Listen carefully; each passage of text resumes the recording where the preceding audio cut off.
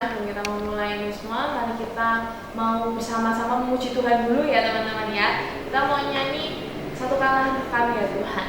Yuk.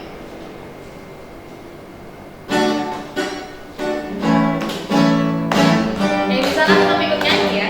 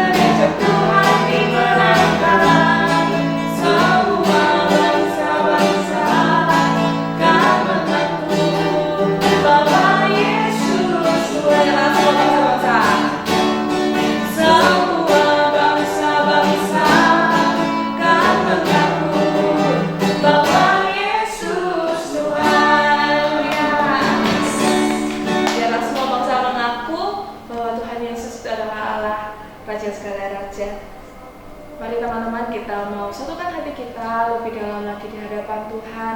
Kita mau menyembah Tuhan lebih sungguh lagi. Allah Roh Kudus, mari penuhi setiap hati kami untuk kami bisa lebih mengenal Engkau Tuhan.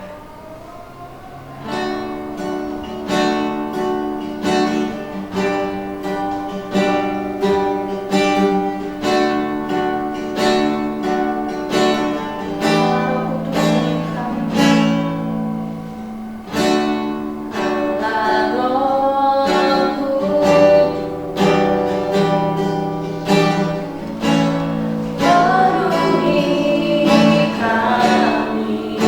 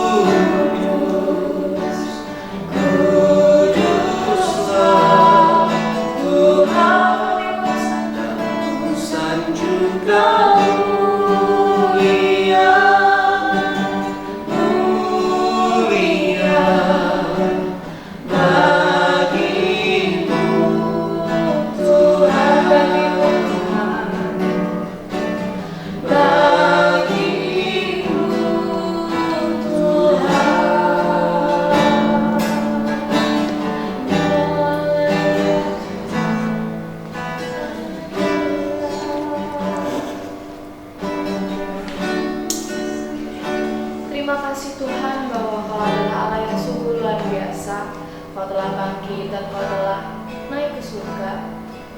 Dan saat itu juga Kau telah mencurahkan Roh Kudus pada setiap kami, sehingga kami bisa merayakan 10 hari Pentakosta.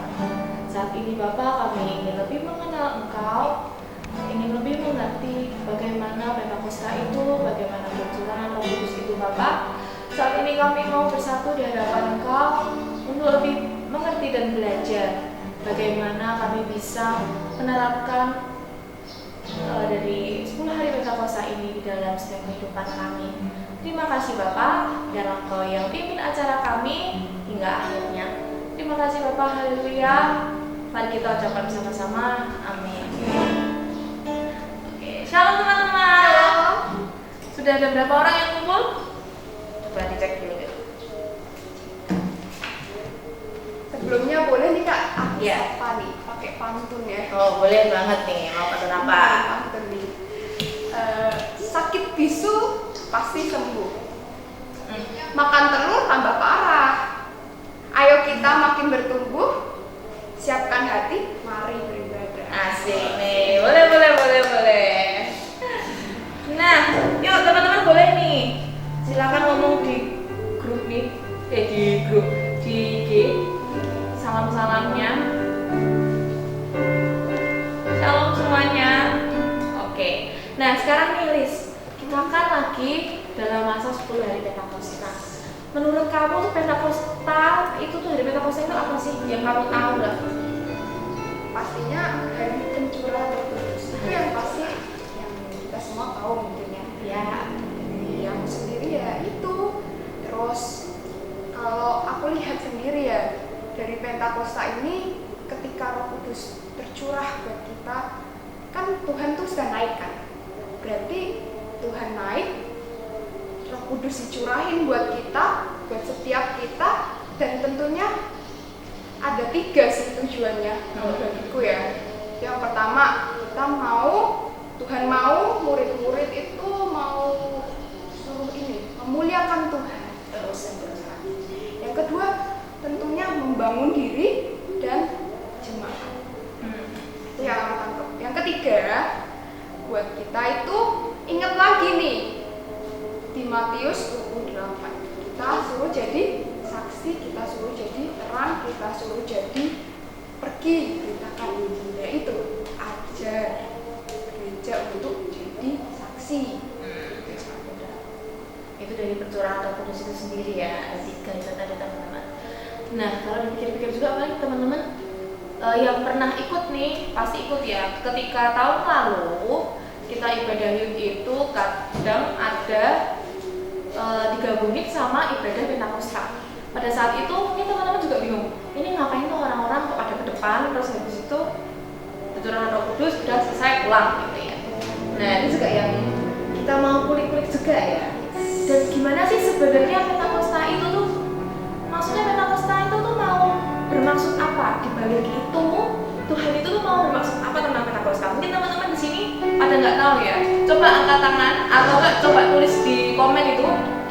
Siapa yang sebenarnya nggak tahu apa itu Pentakosta? Maksudnya Tuhan itu ngadain 10 hari Pentakosta itu apa? Maksudnya paling tahunya ya udahlah 10 hari Pentakosta itu tentang pencurahan Roh Kudus, manifestasi Roh Kudus, diberkati, dicurahkan Roh Kudusnya, terus habis itu apa ya?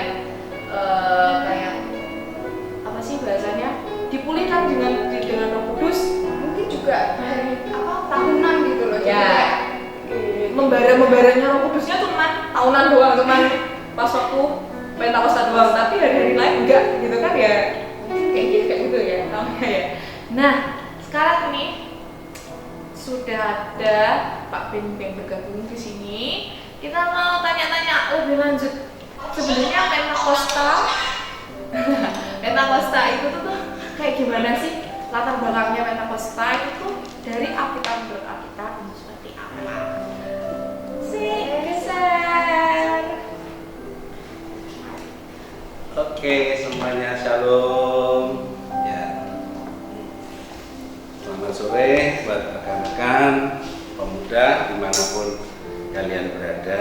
Jadi hari ini kita sedang membahas yang namanya Pentakosta besok perayaannya. Jadi Pentakosta selalu menjadi pengeringatan Kristiani yang seringkali terlupakan, karena yang seringkali dipakai itu yang teringat yaitu Paskah atau Jumat Agung juga, dan Natal.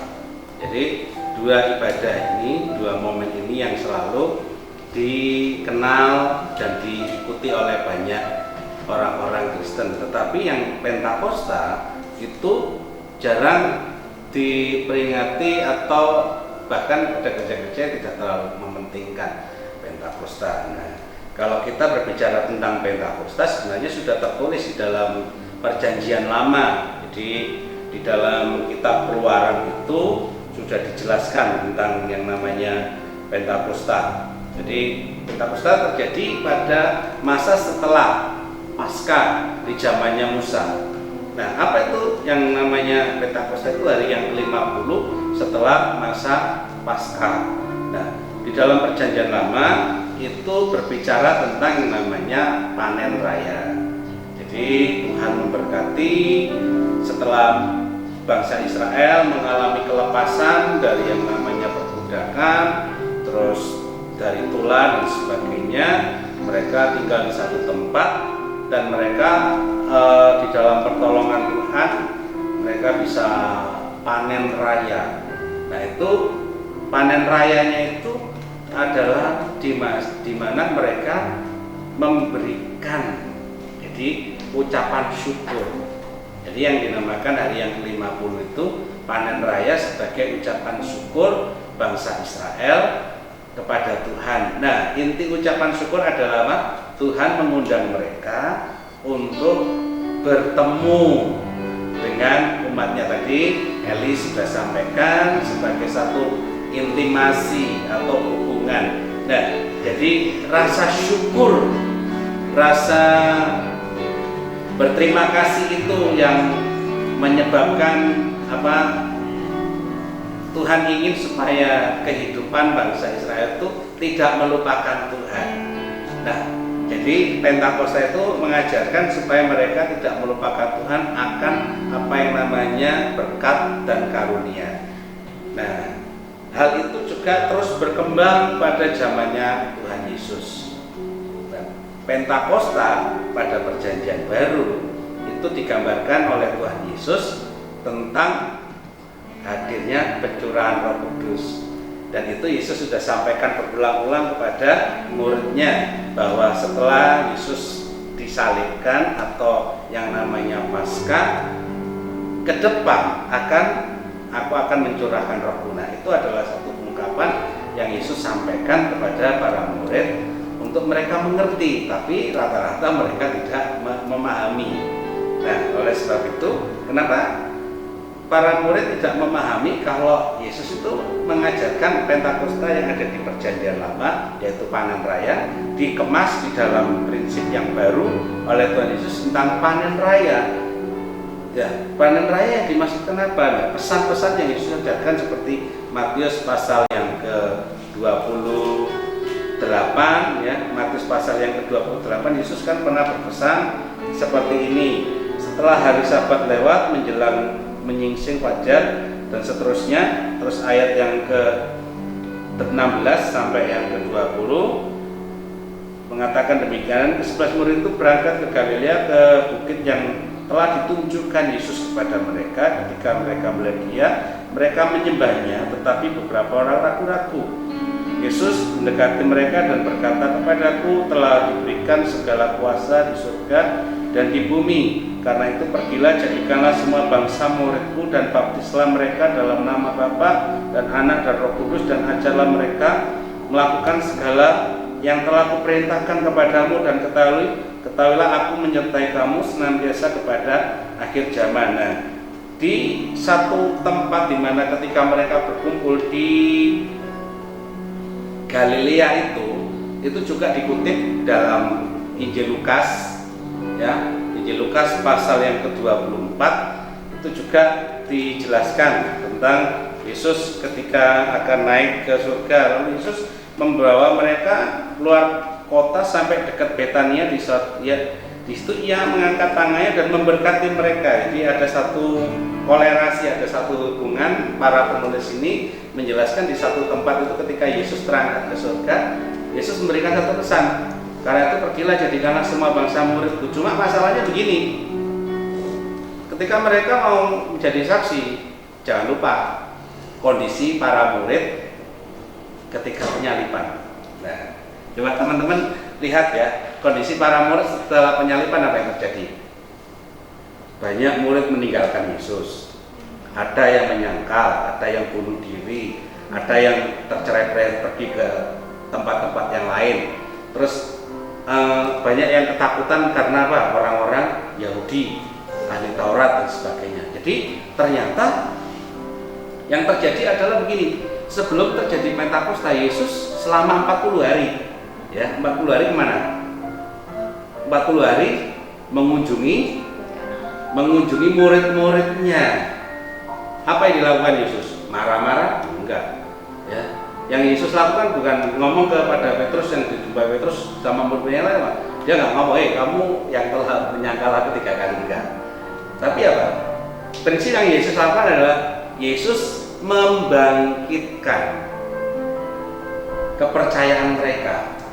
Yang pertama apa? Membangkitkan mereka dari rasa bersalah. Karena mereka menyangkal, mengkhianati, tidak percaya sama Yesus. Nah, makanya ada istilah mengatakan begini, percaya Yesus itu bukan saja saat kita bertemu dengan Yesus, tetapi juga saat Yesus disalibkan. Jadi kadang-kadang ketika kita dalam kondisi baik, kita bisa mengikuti Yesus, tapi ketika dalam kondisi yang namanya penyaliban, masa aniayanya, masihkah kita percaya sama Yesus? Nah, itulah makanya Yesus ingin sampaikan begini, Pentakosta pada perjanjian baru itu tidak akan pernah terjadi jika tidak ada pemulihan dalam pribadi para murid. Nah, ini harus dipahami dulu. Jadi ternyata selama 40 hari Yesus mengunjungi para murid itu untuk mengkonseling akan keadaan psikis mereka karena ketakutan, karena ancaman, karena bahaya, karena situasi yang sangat mengerikan itu. Nah, jadi coba teman-teman sekarang kita bandingkan dengan Pentakosta saat ini. Nah, apalagi dibarengi dengan pandemi, ya kan? Coba kita bayangkan sekarang, teman-teman bisa nggak mengalami sukacita, bisa nggak mengalami suatu terobosan jika masih dalam kondisi ketakutan, jika masih dalam kondisi kekhawatiran? Kemungkinan besar apa? Susah, ya kan? Kemungkinan besar. Nah, coba dari Elis gimana? Ketika dalam kondisi seperti ini bisa nggak keluar dari ketakutan itu? Coba. Kan memang tadi Bapak bilang itu kita jadi murid itu harus memberitakan Injil. Itu satu yang terpenting. Memang sih dalam masa ketakutan kayak gini memang sulit, apalagi untuk keluar rumah gitu ya.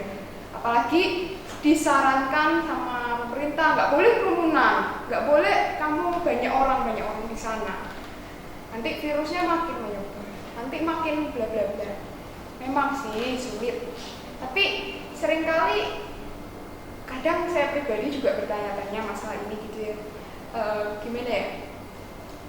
Hal-hal ini kan bisa juga kita tindak alihkan. Mungkin kita bisa memberitakan Injil, memberitakan kabar sukacita itu mungkin lewat handphone, mungkin lewat kayak yang secara nggak kita virtual gitu ya. Kita kadang nggak sadari. Ternyata hal itu juga bisa buat kita bisa memberkati orang, buat kita bisa bawa orang lebih percaya sama Tuhan, lebih kenal Tuhan gitu sih Pak. Ya, kalau dari Ella sendiri gimana untuk menyikapi bahwa kita murid-murid kan juga mengalami yang namanya masalah situasi ketakutan sehingga mereka tidak bisa bergerak melakukan apa-apa, bahkan perintah yang Yesus ajarkan pun semua hancur kan, jadi pupus gitu. Nah, sekarang bagaimana kita menyikapi dalam kondisi yang saat ini juga gitu kan, kita sebagai anak-anak Tuhan yang juga pernah mendengar kita itu, dengan pandemi seperti ini bisa nggak kita membangkitkan kembali Pentakosta itu, semangat yang menyala-nyala itu. Mungkin dari Ella bisa disampaikan. Oke, kalau dari aku itu semasa pandemi ini ya, apalagi kita nggak bisa ke gereja, kita nggak bisa kumpul, itu sulit banget. Saya akui itu hal yang sangat sulit.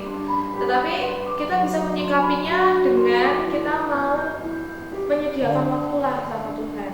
Terus nih kita kan bisa juga ya ini juga. Terus habis itu luangkan waktu untuk sesekali gini deh. Kita kan lebih sering untuk lihat HP, main Instagram atau lihat YouTube. Ya kita bisa ya mengalihkan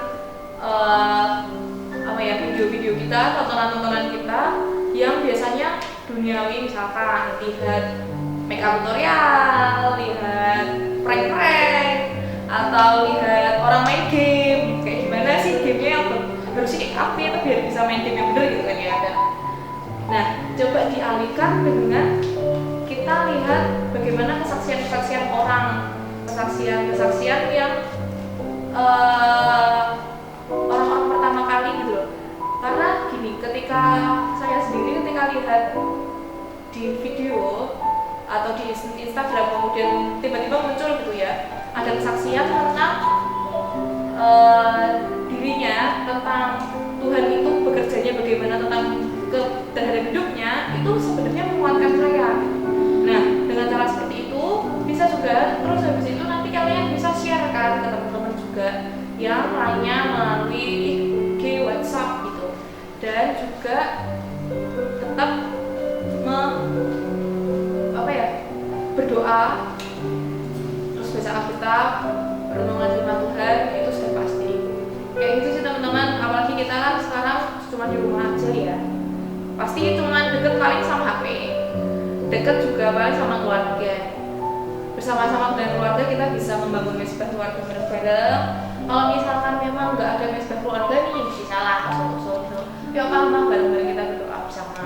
Terus kemudian kita juga bisa lihat dari HP juga Instagram follow-nya ya yang Kristiani lah. Nah dari situ kan kita juga bisa melihat dan bisa lebih mengerti, oh iya sekali-sekali diingatkan gitu kan ya, diingatkan untuk tetap berdoa, untuk tetap membaca firman melalui postingan Instagram itu tadi, melalui video-video YouTube itu tadi. Gitu sih kalau menurut aku dari cara-cara yang seperti ini ya teman-teman. Tetap semangat walaupun sulit, tapi pasti bisa.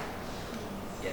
Oke, itu pendapat dari teman-teman kita yang hari ini ada bersama dengan saya. Jadi teman-teman sekalian, ternyata ketika berbicara Pentakosta itu banyak dari para murid juga mengalami hal yang sama. Jadi mereka mengalami yang namanya kondisi kekosongan hidup. Jadi mereka mengalami kondisi ketidakpercayaan diri. Siapapun yang tidak mempunyai kepercayaan diri tidak akan pernah melakukan sesuatu yang besar. Karena contohnya gini, sekarang virus yang lagi ngetren itu bukan virus corona, tapi face up. Ya. Itu lagi ngetren itu. Jadi orang pinginnya cantik semuanya, pinginnya ganteng semua. Tapi saya pernah mencoba pinginnya apa? Enggak cantik, tapi pinginnya tua, gitu ya. Karena apa? Saya pingin sesuatu yang berbeda. Nah, ternyata sekarang lagi menjamur itu ya, virus tentang face app itu. Jadi di mana-mana sekarang lagi booming dan sebagainya untuk eksis. Bahwa ini aku cantik nih, sebenarnya aku cantik, padahal ya sebenarnya nggak tahu juga sih gitu ya. Jadi tergantung penilaian. Tapi itu satu keberanian untuk keluar dari kondisi mereka. Nah, murid-murid ini sama loh. Nah, kita bersyukur punya Tuhan yang luar biasa. Kita bersyukur punya Yesus. Jadi Yesus itu tidak pernah membuang para murid. Ya, Yesus tidak pernah menganggap mereka gagal. Yesus tidak pernah membuat mereka merasa terhina. Jadi ajaran yang penting dalam Pentakosta itu adalah pengampunan dan kasih sayang. Ya, Jadi pengampunan dan kasih sayang yang diberikan kepada Tuhan itu total, seluruhnya. Ketika dia hidup dan ketika beliau bangkit pun dia total membangkitkan mereka dan dandani mereka secara penuh, tidak setengah-setengah. Nah, bahkan di ayat dari Kisah Rasul pasal yang pertama ayat yang ketiga dari terjemahan yang lain ya, saya bacakan, selama 40 hari setelah ia disalibkan, berkali-kali ia menampakkan diri kepada Rasul dengan berbagai cara ya. Jadi seringkali menampakkan dengan berbagai cara, ia membuktikan kepada mereka bahwa ia benar-benar hidup. Pada kesempatan suatu dia berbicara kepada mereka mengenai kerajaan Allah. Jadi ada sesuatu yang pesan khusus, bukan hanya tentang bagaimana mereka akan menuai jiwa-jiwa, tetapi misi kerajaan Allah, misi yang kekal, misi yang suci, misi yang luar biasa. Nah, teman-teman, ini yang perlu kita perhatikan. Jadi Pentakosta itu berbicara tentang misi kerajaan Allah. Jadi artinya kita ini adalah ambasador, orang yang dipercaya atau duta besar yang menjadi pemegang kekuasaan di satu wilayah. Wilayah kita ada di mana? Marketplace kita ada di mana? Di kampus, di sekolah, di pekerjaan, di masyarakat, atau di mana? Jadi inilah, nah, untuk bisa menjadi ambasador kita harus benar-benar mengalami yang namanya pemulihan diri dulu. Pemulihan diri, pengenalan secara mendalam akan misi kerajaan Allah dan mendalam tentang Yesus sendiri. Jadi kalau kita nggak mengenal Yesus secara mendalam, nggak mungkin kita akan benar-benar mengejar hadirnya. Nah, contohnya begini, kenapa sih Anda tertarik dengan yang namanya Raditya Dika? Anda menjadi followernya, Anda menjadi followernya Raditya Oloan, terus menjadi siapa? Anda begitu tertarik, bahkan kalau dia ada acara kadang-kadang kita berebut untuk dapatkan. Yang sebenarnya kamu temukan apa dari dia, kan gitu. Nah, bahkan kita mengejar orang-orang artis yang begitu hebat. Kita ingin menemukan sesuatu. Nah, sekarang coba Anda bayangkan, Yesus itu memberikan satu pesan yang besar. Pernah nggak engkau temukan sesuatu rahasianya? Rahasia kerajaan Allah itu. Nah, kalau kalian mau menemukan itu, maka engkau akan mengerti secara benar pengalaman-pengalaman perjumpaan dengan Tuhan itu. Nah, murid-murid ketika dalam kondisi yang labil ini, Yesus menjumpai dan membangkitkan mereka, membentangkan, menceritakan. Makanya dikatakan ia terus datang kepada murid dengan berbagai cara. Berbagai cara artinya apa? Banyak cara, strategi untuk mengkonseling, untuk menyembuhkan. Nah, ada yang luka batin, ada yang kecewa, ada yang bunuh diri, nggak bisa diselamatkan gitu ya. Karena apa? Sudah terlanjur gitu ya. Tapi seperti Petrus sampai dia balik lagi menjadi nelayan. Nah, teman-teman, kasih yang terbesar yang Tuhan berikan kepada kita itu sungguh luar biasa. Jadi kalau kalian merasa bahwa ini, di tengah pandemi ini bisa dikatakan lulus dalam kondisi streaming ya, sarjana streaming gitu toh. Terus yang kuliah mau SMA itu ya. Jadi nggak bisa merayakan kelulusan dengan coret-coret dan sebagainya, banting-banting bangku atau banting teman, enggak ya. Jadi ada sesuatu, tapi saya katakan enggak masalah, ada sejarah tersendiri yang kau buat. Karena apa?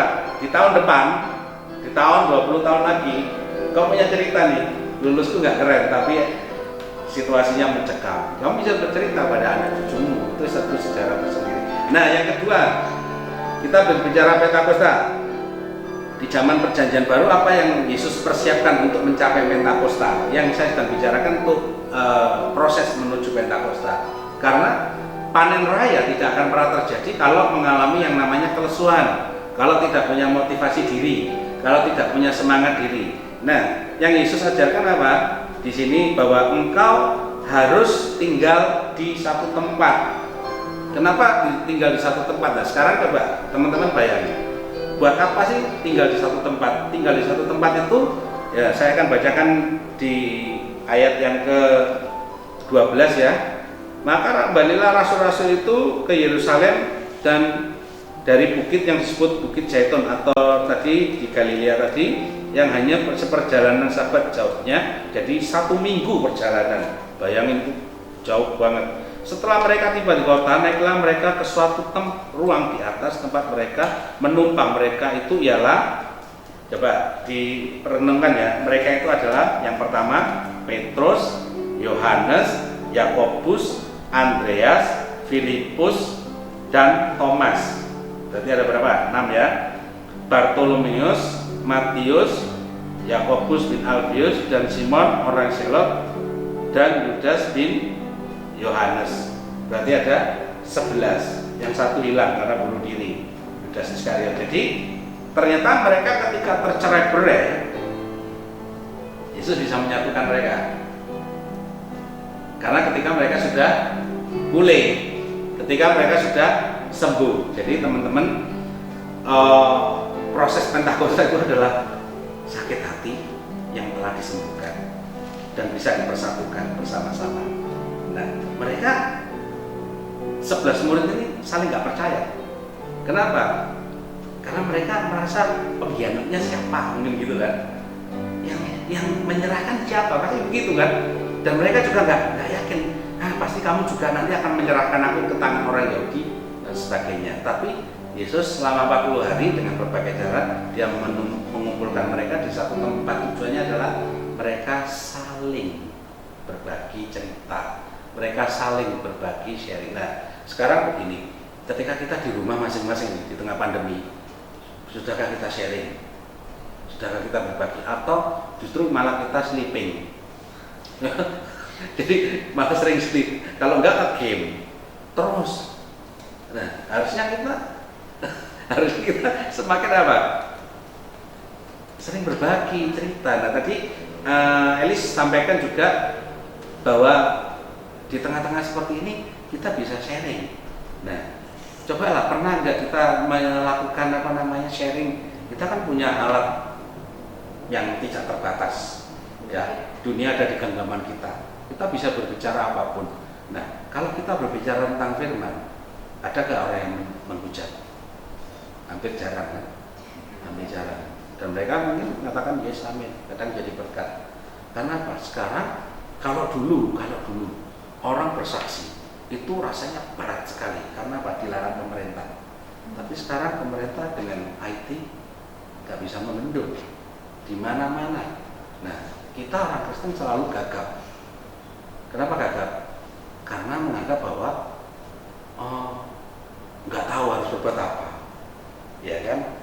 Nah, murid-murid ini ketika mereka kumpul, mereka mikirkan satu tujuan yang mulia dan mereka mulai bertekun. Nah, ini teman-teman,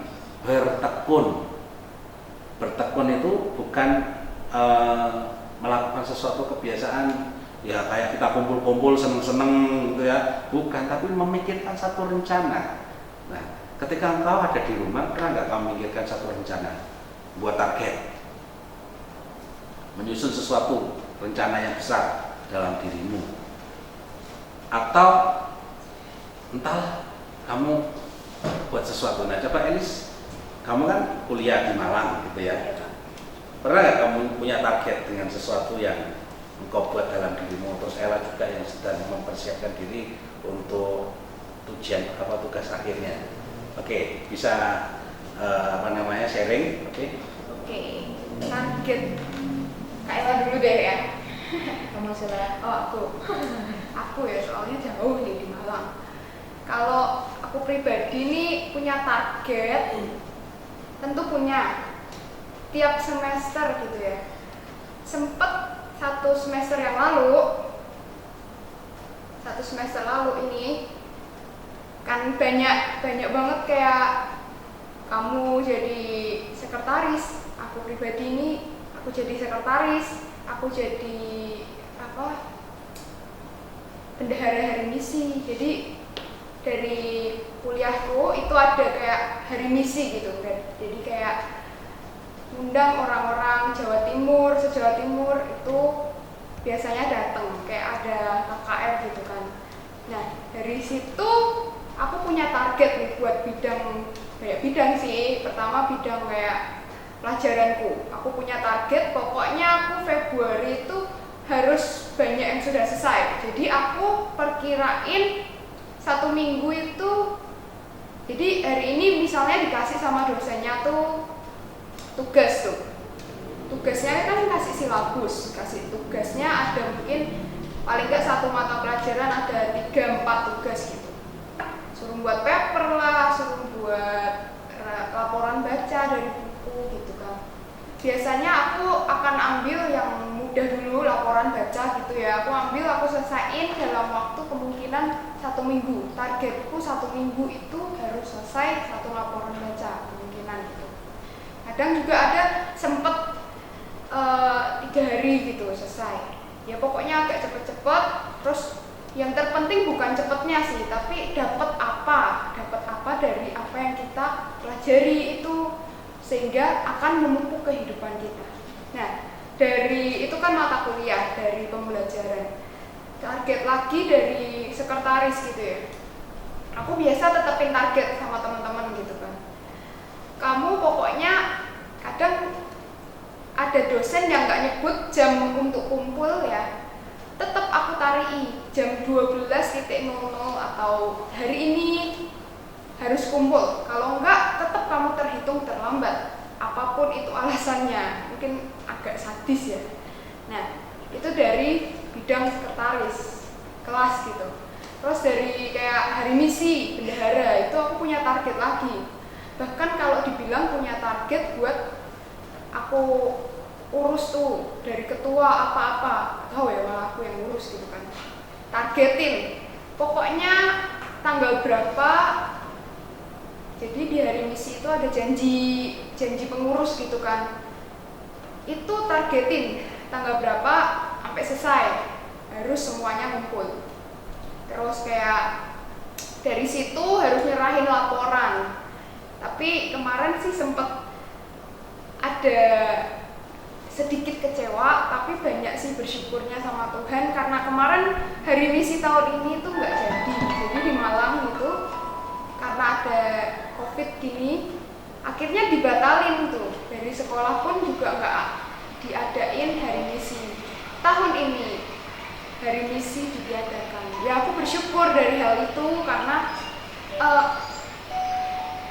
tugas-tugasku jadi agak meringan gitu kan. Terus aku bisa cepet-cepet pulang. Apalagi suruh kasih laporan tuh. Aku targetin kemarin tuh Januari, Februari, Maret aku target. Dan berapa hari sebelum pulang akhirnya baru selesai. Itu targetnya pas gitu kan. Ya udahlah, bersyukur dari situ. Jadi dalam hidupku ya memang aku suka targetin. Bahkan SMP gitu ya. Aku sudah ada target tuh di situ. SMA aku mau ngambil kuliah apa, mata kuliahnya ya apa, jurusannya. Terus aku targetin di situ nanti aku lulus mau ngapain. Sekarang sih juga aku sudah targetin, walaupun aku masih kuliah gini kan, aku udah targetin visi misiku ke depan. Karena penting sih buat kita tuh sadari mulai dari dini. Mungkin judul skripsi juga sudah mulai diajuin gitu, sudah mulai dipikirin, biar nggak mendadak-mendadak gitu kan lebih susah. Jadi kita dari awal kita proses tujuan itu sudah ada di depan. Karena dari situ kita bisa lihat nih ke depannya kita mau apa, biarlah dari situ kita sudah tetapin ya, biar tangan Tuhan yang tolong kehidupan kita. Itu dari pribadiku ya. Next lah. Targetnya, kalau dari aku sendiri ya, untuk target itu pasti harus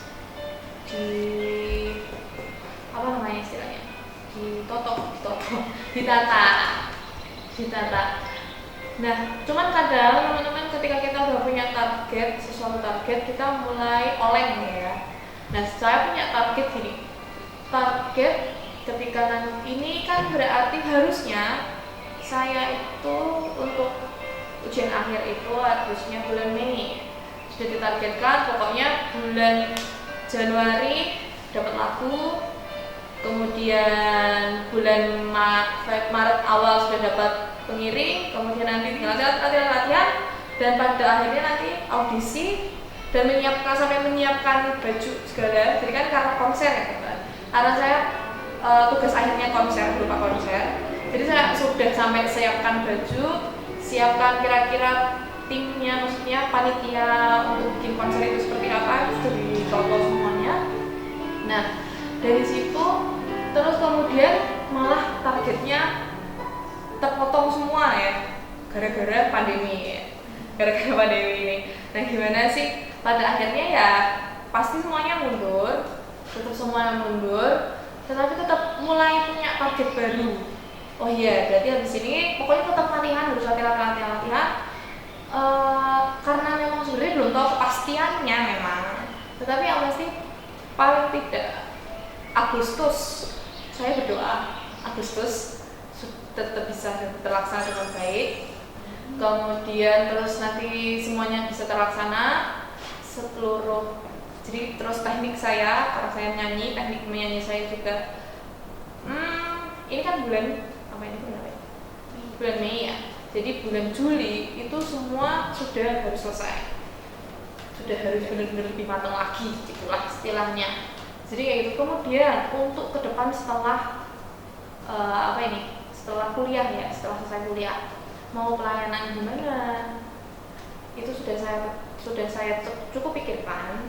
Kemudian nanti jadinya mau kemana setelah lulus, itu nanti mau di gereja kah atau mau di sekolah lagi. Nah tetapi di satu sisi ketika saya punya target, kalau di saya sendiri ya, ketika saya punya target, oh ya aku pengen nanti setelah setelah lulus saya mau kuliah lagi S2 di tempat lain dengan tempat yang lebih baik, tetapi dengan beasiswa. Nah di satu sisi juga saya menyerahkan target itu kepada Tuhan. Jadi nggak semata-mata ya saya aku mau gini Tuhan, aku gini, tetapi juga tidak terlalu memaksakan kehendak, tapi tetap mau berserah sama Tuhan. Tuhan maunya gimana? Jadi ketika nanti setelah itu kalau misalkan memang nggak jadi, saya tidak terlalu kecewa. Kalau saya sih gitu. Jadi punya plan-plan juga, plan A seperti ini, plan B seperti ini, dan semuanya kembalikan sama Tuhan lagi. Tuhan maunya saya ditaruh di mana? Gitu sih target. Sebenarnya itu juga yang Yesus ajarkan, bahwa karena itu pergilah jadikanlah semua bangsa, itu target ya. Tapi untuk mencapai target itu harus ada satu perencanaan. Nah perencanaan Yesus adalah membawa murid-murid, mengajar murid-murid selama 3 tahun ya. Kemudian berantakan ya karena pandemi. Jadi kalau itu karena penyalipan itu kelihatannya berantakan, tapi nggak pernah yang namanya rencana Tuhan itu berantakan. Kalau Tuhan sudah punya blueprint atau cetak birunya, itu nggak akan pernah gagal. Mungkin kita katakan sampai ke ujung bumi, sampai hari ini belum sampai terjadi. Ya, karena gini, banyak para murid kita juga sekalian tidak punya kepercayaan diri. Nah, kenapa tidak punya kepercayaan diri? Karena itu tadi, kita tidak benar-benar mengenal Yesus secara sungguh-sungguh. Kita tidak mengenal benar-benar kerajaan Allah secara benar, konsepnya, pemikirannya, terus maksudnya. Jadi kalau orang punya konsep yang jelas, maka dia akan mengerjakan sesuatu. Contohnya, kalau orang mau mengerjakan skripsi atau tesis tidak mengerti konsepnya, saya jamin dia berantakan. Ya kan? Pasti berantakan dan akan lama sekali. Kalaupun bisa mengerjakan, pasti akan banyak penuh dengan coretan. Kenapa? Tidak akan pernah sinkron, karena berbicara tesis atau skripsi itu harus secara sistematikanya jelas dan goalnya jelas. Bahkan judul itu menceritakan seluruh isi, harusnya seperti itu. Nah, Yesus juga melihat seperti itu. Nah, kita kembali lagi masa sebelum Pentakosta, apa yang dilakukan murid? Yang pertama tadi apa? Yesus konseling, Yesus menyembuhkan, kemudian mereka berkumpul untuk memikirkan sesuatu rekonsiliasi dan juga membuat satu perencanaan. Hal yang penting adalah begini, ketika mereka berkumpul, mereka tidak lupa juga akan mereka bertekun dalam doa. Nah teman-teman, ternyata doa itu adalah sesuatu ungkapan yang sederhana tetapi berat. Doa itu kelihatannya biasa-biasa saja, tetapi kalau kita mengerti kuasanya, kita paham maksudnya, maka kita akan memahami. Nah, beberapa hari yang lalu, bahkan ini hari yang terakhir, gereja kita juga mengadakan yang namanya 10 hari doa 10 hari itu meskipun lewat Zoom ya. Ya mungkin bagi kita doanya itu aja. Ya memang doanya itu mau doa model gimana, tetapi apa? Jika doa dilakukan dengan tekun, maka akan terjadi yang namanya kuasa Tuhan hadir. Nah, ketika para murid berdoa, orang yang berdoa itu artinya mereka punya kedisiplinan. Orang yang berdoa berarti dia punya yang namanya ketundukan. Orang yang berdoa berarti dia punya yang namanya penyerahan. Orang yang berdoa berarti dia mempunyai keyakinan bahwa ada Tuhan yang memampukan. Jadi kalau kita sedang berdoa, sebenarnya kita melihat yang namanya dimensi yang tidak kelihatan tetapi wujudnya, hasilnya nyata. Kadang-kadang kita berpikir, alah apa iya toh doa itu sanggup. Nah, karena kita nggak pernah ngalami. Tapi kalau orang yang pernah ngalami itu, dia akan terus melakukan. Nah, murid-murid itu ketika mereka sudah pulih, mereka mulai membangun imannya. Mereka mulai membangun intimasi. Mereka mulai membangun keyakinan. Makanya di pasal yang kedua, ya, ini sebenarnya ayat dari Kisah Rasul pasal 1 itu cerita dari Dr. Lukas tentang situasi yang terjadi mengenai murid-murid. Baru sambungannya, coba kata yang dimulai dari kata pertama adalah ketika tiba hari Pentakosta. Ketika tiba hari yang ke-50, jadi ketika Yesus terangkat ke surga itu hari yang ke-40, para murid dicegah oleh Yesus, kamu nggak usah kemana-mana, kamu kumpul, mikirkan rencana, kamu berdoa, kamu sharing, lalu Tuhan memberikan apa? Kekuatan baru kepada mereka. Jadi teman-teman, ketika kita diberikan kekuatan baru, ketika kita diberikan keyakinan yang baru, semangat yang baru, maka Tuhan munculkan yang namanya keperkasaan. Tuhan munculkan yang namanya keyakinan untuk kita berani melangkah. Sehingga ketika dikatakan ketika tiba hari yang ke-50 atau hari Pentakosta, semua orang percaya yang berkumpul di satu tempat, tadi di loteng itu, para murid tiba-tiba turun dari langit bunyi seperti tiupan angin, dan itu yang dijanjikan Roh Kudus turun kepada mereka. Jadi karunia diberikan kepada mereka yang siap. Karunia diberikan kepada mereka yang siap. Nggak mungkin tentara perang itu tidak disenjatai, nggak ada.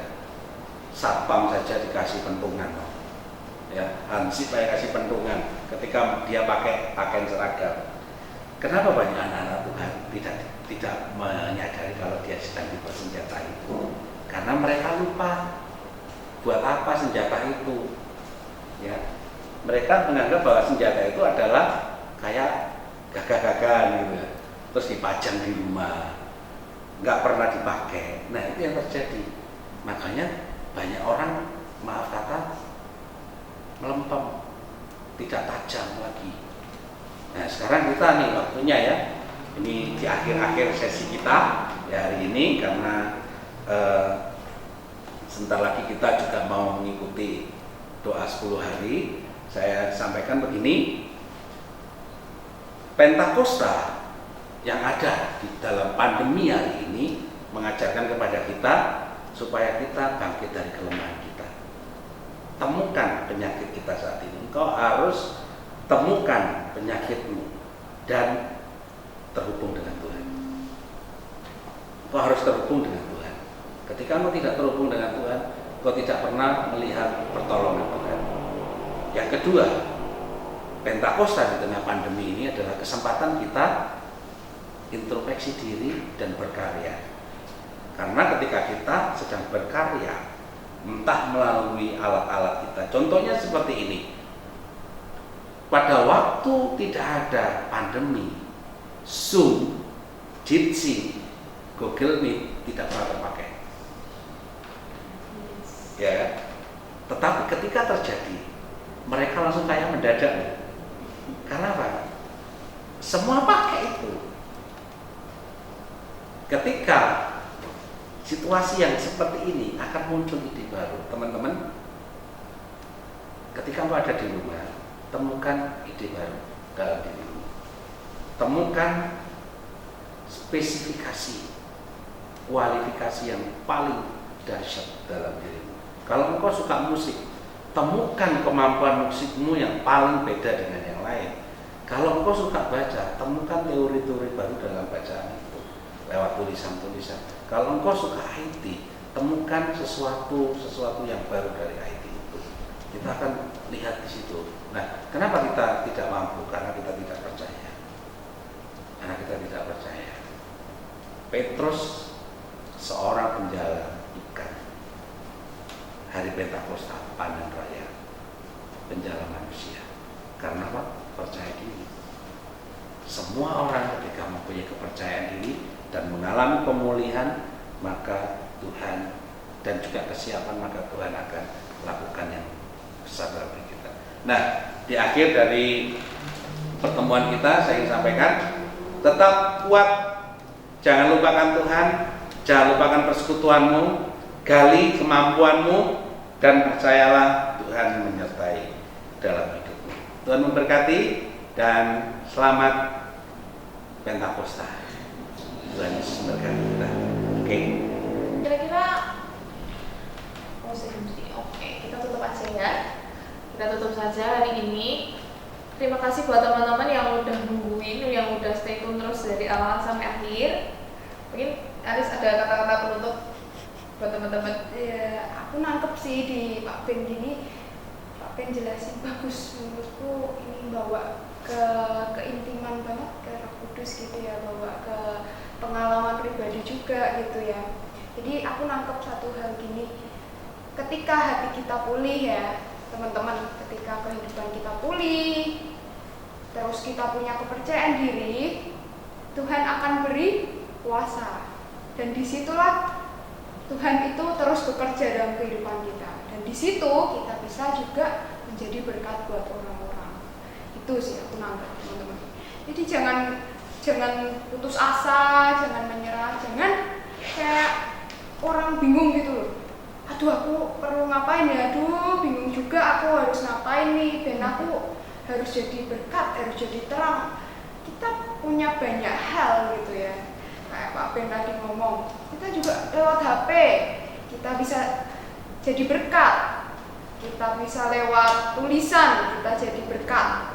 Bahkan saat ini mungkin ya Kak, aku juga senang kan nulis puisi gitu ya. Dari puisi gitu, misalnya dari puisi kita bisa juga bawa kayak dari sisi kebenaran firman Tuhan dimasukin dalam puisi kita. Mungkin puisi kita mungkin bukan juara yang kita pilih, tapi kita bisa memberkati orang dari karya gitu. Ya, jadi kita mau lebih introspeksi diri dulu ya teman-teman ya, selama pandemi ini kita mau lebih dekat dengan Tuhan, mengerti apa maksudnya Tuhan dengan lebih lagi. Jadi selama ini kita di gereja bareng-bareng, tapi mungkin kita ya cuma kumpul-kumpul doang, tapi kita tidak tahu bagaimana diri kita sendiri. Mari kita kenal diri kita sendiri. Untuk itu mari kita berdoa bersama-sama yang kita dipimpin oleh Pak Ben. Ya, teman-teman sekalian, pemerintah sudah merencanakan yang namanya new normal. Artinya mereka sedang memikirkan ke sesuatu yang baru. Harapan saya kita juga sebagai Youth for Christ punya juga kesiapan, baik di ibadah kita, baik di komunitas kita, di sekolah kita, di pekerjaan kita, pikirkan sesuatu yang baru. Jangan kembali kepada yang lama. Artinya gini, ketika kita di restart,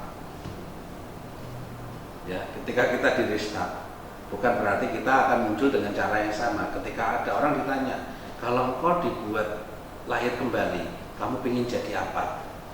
Harusnya kita memikirkan, saya jadi sesuatu yang baru. Ya masa kalau ingin longsor terus kan enggak kan? Jadi kita harus buat sesuatu yang baru. Oke? Oleh sebab itu saya ingin sampaikan kepada kita sekalian, di new normal kita harus ada di atas rata-rata, bukan sebaliknya kita hidup biasa-biasa atau ya yang penting atau lumayan. Kiranya Tuhan memberkati kita sekalian. Kita akan mengakhiri pertemuan kita pada hari ini secara streaming. Kita berdoa, kita mohon kiranya Tuhan memberkati kita sekalian. Mari kita berdoa. Bapa di surga, terima kasih kiranya Engkau memberkati setiap kami dimanapun kami berada ketika kami mendengarkan informasi tentang Pentakosta di tengah pandemi yang kami bicarakan pada hari ini. Kiranya Tuhan memberkati setiap kami untuk bisa kembali lagi masuk dalam new normal, supaya kami bisa sekolah kembali, bekerja kembali dan beraktivitas di dalam kehidupan kami yang normal dengan pertolongan Tuhan. Jauhkan kami dari bencana ini, meskipun sudah berlangsung, tetapi Tuhan akan lalukan dengan cara-Mu ya Tuhan. Kiranya Tuhan memberkati setiap kami, dalam nama Yesus yang berdoa. Amin.